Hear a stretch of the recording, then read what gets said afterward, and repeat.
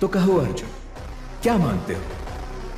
एक ओर मेरी विशाल प्रतापी नारायणी सेना और दूसरी ओर केवल मैं, निहत्था, निशस्त्र और प्रतिज्ञाबद्ध कि रणभूमि में ना अस्त्र उठाऊंगा ना शस्त्र। तो किसे चुनोगे? इसमें चुनाव का कोई प्रश्न ही नहीं है केशव, मैं आप ही को चुनूंगा।